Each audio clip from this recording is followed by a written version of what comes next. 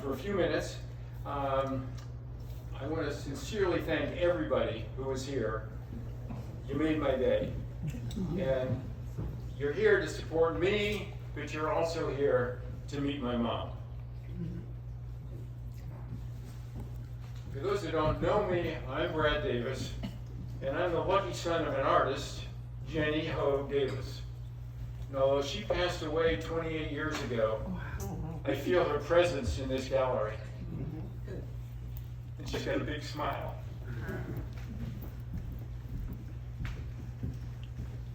This all started a long time ago.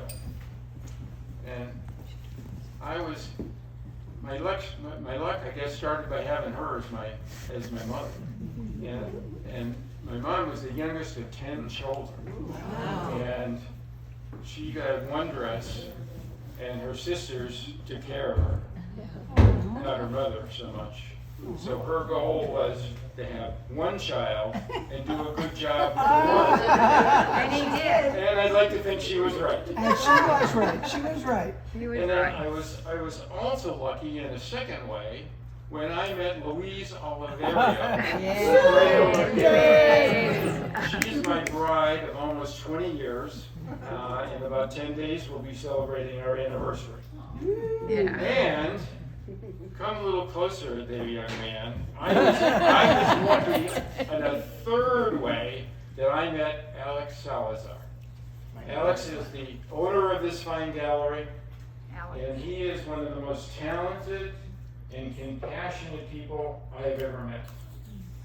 He evaluated my mother's work, and I would say that he fell in love with it, and I brought materials, newspaper articles and all to Alex, and he fell in love with her story, her history, and he wrote the biography, and it's on 4 panels on the far side, and I have some copies around if you haven't read it online or read those panels. And he wrote a story that really captured her essence. It's almost like he was a family member. And he is just a sweetheart. And we are very grateful to have this legacy exhibit in her honor. And now, Alex is the resource if you have any questions about technique and other more technical issues with the paintings. But I thought that I would give you a little insight from a son's perspective on some of this. And my mom started out as an oil painter. And this is all as a result of her being referred to an artist named Tura Banks to do a portrait of yours truly in 1949. And that portrait is on the far wall. And Tura Banks painted that, and during the probably 4 or 5 sessions that it took to have a 5-year-old sit still so that he could have his likeness put on canvas, my mother and Tura Banks got to know each other, and he found out that she was an accomplished flower arranger.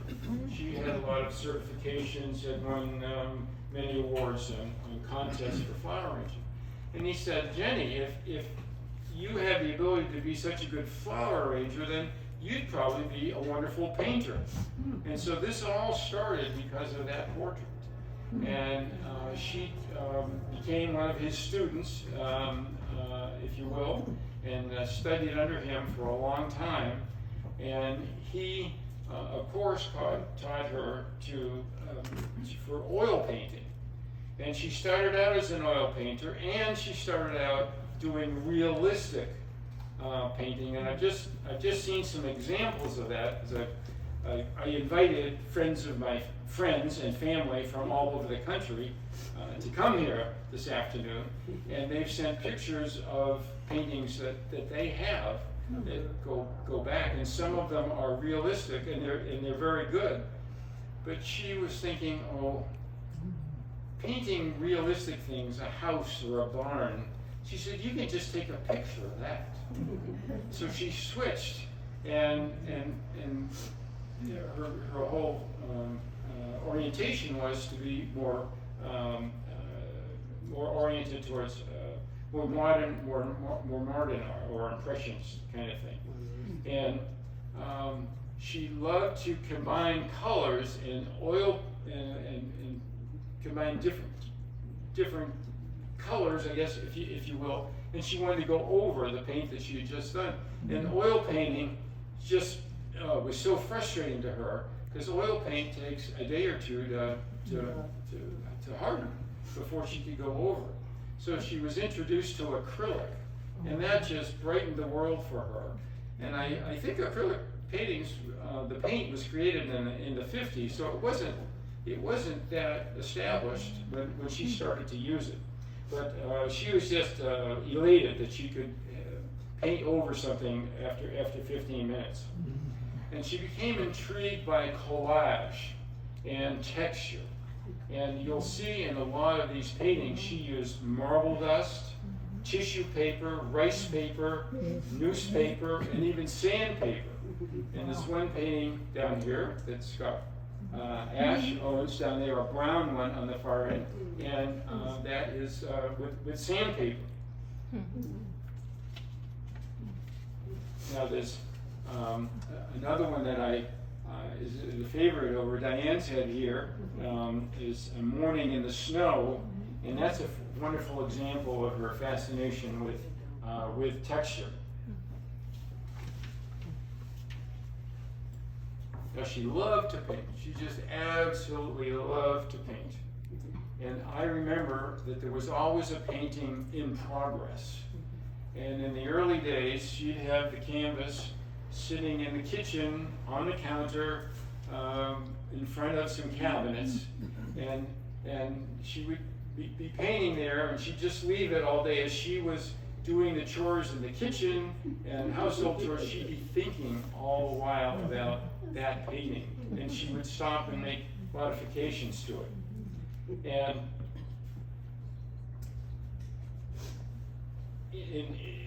with that in mind, and she was also an accomplished writer, and one of her poems is on that subject, and it's entitled "One Track Mind." And I've got a copy of it down on the far end there. They think I'm not painting because I laugh with friends, arrange my favorite books, or buff dull copper to a fiery glow. Not painting today, they inquire, not understanding I am always painting. Jenni Hoag Davis. Now my mom's talent was obvious after a while, and my dad realized he shouldn't be painting in the kitchen. He should have a more appropriate area, and he built an addition to the house, which was primarily her studio. I have a little snapshot in the back by her self-portrait there that shows her in the studio. But most of her painting was created from 11 o'clock at night till 1 or 2 in the morning. My dad and I would go to bed, and she would be there in the kitchen working on something. And that may have a reason why I am a night owl. I suspect that we share that gene. Now, although I'm not an artist, I'd like to think that I appreciate good art. And I would go to art shows with her frequently. And she always commented as she was going through a gallery like this of balance being very important. And she loved to point out that works of art that were on the wall weren't balanced to her criteria. Right? She said they're violating the rule. That your eye should carry from one side of the canvas to the other. Now, while talking about art shows, there was one particular show in our hometown outside of Boston, in Wakefield, and that's where American Mutual Life Insurance Company had their headquarters. And they sponsored an annual art show, which was juried. You had to be accepted by some accomplished artists.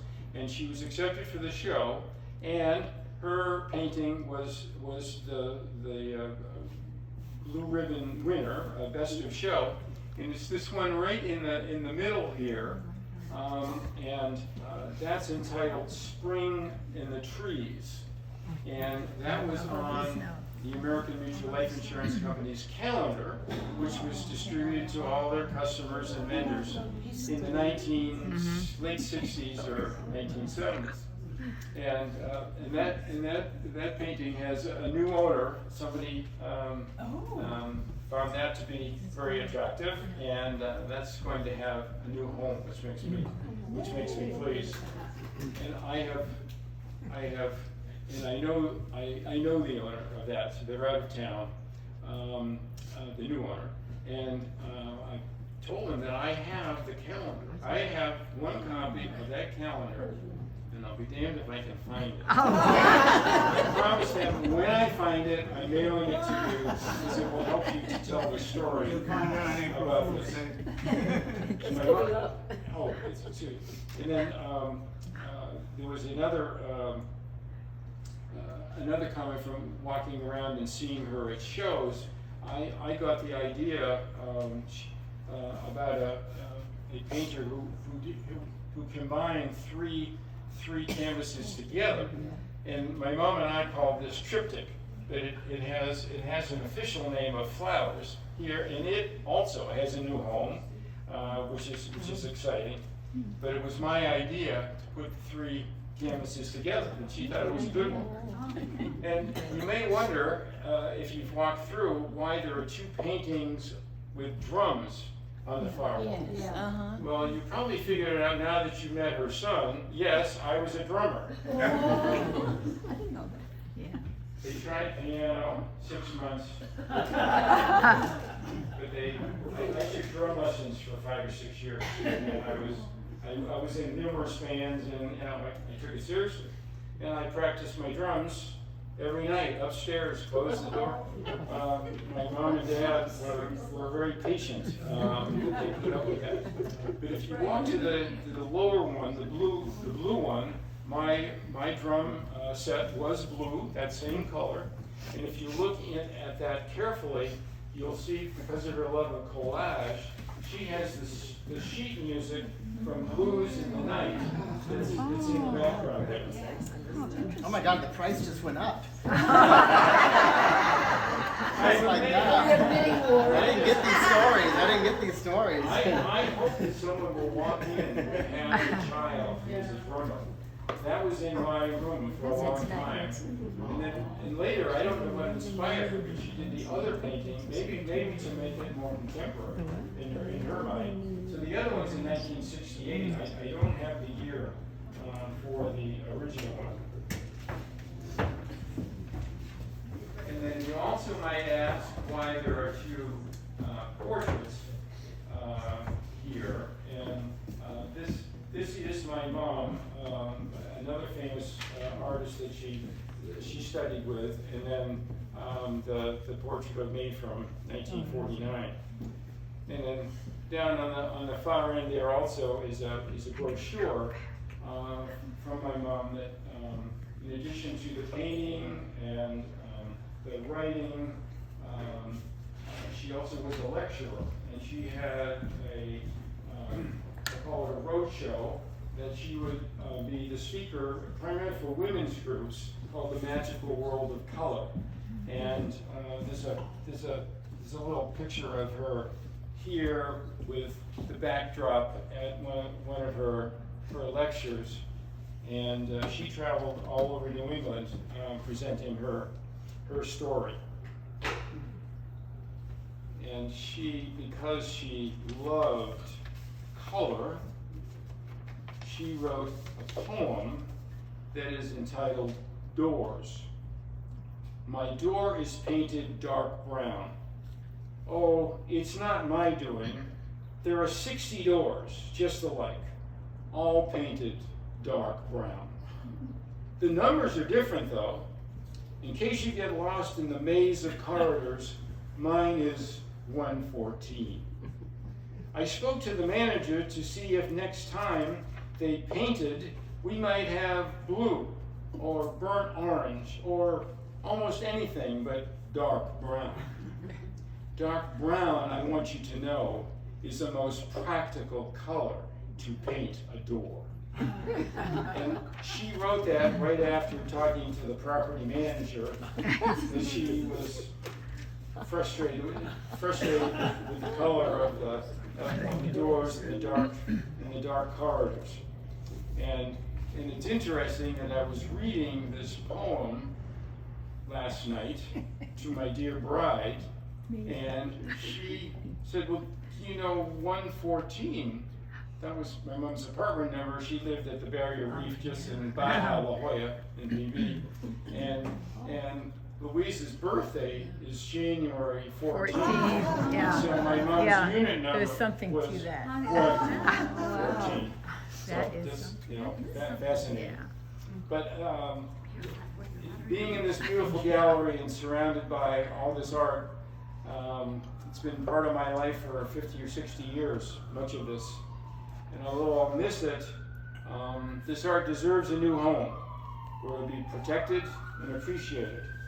And her legacy is represented here by the art and the color and the community that she was involved in. And I hope that some of this art will be appreciated for generations to come in new environments. And I am grateful that I had this chance to display this. This show should have been created 30 or 40 years ago, but better late than never, and it was Alex's idea, and I am eternally grateful to him. And if you have any questions about any of the art, or if you'd like to adopt some of these paintings, he's the man to talk to. So thanks again for your attention and coming to support me, and Alex may have a word. Thank you, Brad. You're welcome. When Brad came into the gallery and showed me the work, I was like, oh, the frames are terrible. And then I looked at them and I studied them, and I learned just from his love of his mother how important these paintings were. And one of the questions that I asked him was, do your friends even know that your mom was an artist? Yeah. And that was a no. And I said, okay, let's talk. And it just came out of my heart. I said, let's do an exhibit. Let's call it a legacy art exhibit. Let's give her a show. I said, let's clean them up. Let's put them in new frames. I'm like, Brad, this is gonna cost you. You're gonna have to reframe them. You're gonna have to pay me. This is gonna cost you. I said, you're gonna have to give me half if we sell anything. And I said, but I feel your mom sort of, just her energy saying, you better fucking do this. Pardon my expression. And he said, that's exactly what she would say. And to me, it was a moment, and if I can share this, Sure. he cried. Yeah. There was a tear that came, there were tears. And that moment right there was what relit my heart, because for the last few years, I have felt a little lost. And what am I doing? It's 25 years as an art dealer. I'm an artist too, and people aren't buying, and God, what's going on? Like, I didn't feel, and I prayed a lot. I'm like, what am I doing? Like, why am I still in this industry? And this right here brought me back to life. So I'm very grateful for everything that aligned to today. And we even have to cancel it one day because I had the flu. And here we are today. And if we wouldn't have been here today, one of the collectors wouldn't have bought a piece. So I believe in perfect harmony, and everything's happening perfectly. And I hope that you guys look at the work and take a piece of Brad's heart home and love it as much as he did, and love it as much as I do, and love it as much as the people that have already purchased. If you saw my YouTube videos, they're very raw, but one of them was like, this is good art. And it's actually good. When I say actually, it's because there was no story, there was no exhibition history, there wasn't this gallery, there wasn't this person talking about her. There was nobody talking about her art. And I said, I'll do it. And now if you Google her, she comes up. And that was important to me because there are so many artists that died between 95, 96 to below that are lost because they were not input into the World Wide Web. They didn't have anybody included them, put them in. They didn't have anybody that made sure that they were remembered. So there's hundreds of artists around the world that I call them lost artists, that I hope come to. And I hope that I can continue the legacy art exhibitions here in this gallery. I hope that it all happens. I believe it's gonna happen. Yes. I made the comment about Whoopi Goldberg in the movie Ghost, where all the ghosts were like, "Doctor, talk to me, talk to me." They're all like, "Give me a show, give me a show, give me a show." But I'm here for that, and I'm here today for that reason. And I'm excited and I'm happy. A show does have to come down and make room for another show. So tomorrow is actually the last day. Make your purchases today. Charge it tomorrow if you want. But thank you so much. There are other artists that I represent. I am actually giving myself a show next Friday, which one of the things that I've been praying about, like, I haven't given myself a show. Forgot about myself. So I've gone through a lot, and that exhibition will be opening next Friday. The information's on the website. One of the things that I did do when I was sick for 2 weeks is I updated the website, so it's amazing. The website's amazing. So please visit that if you need additional information about the gallery or future exhibitions. Please sign up if you want to get the emails, or if you don't, just show up. If that neon LED open sign is on, I'm here. I appreciate your support. Thank you for coming.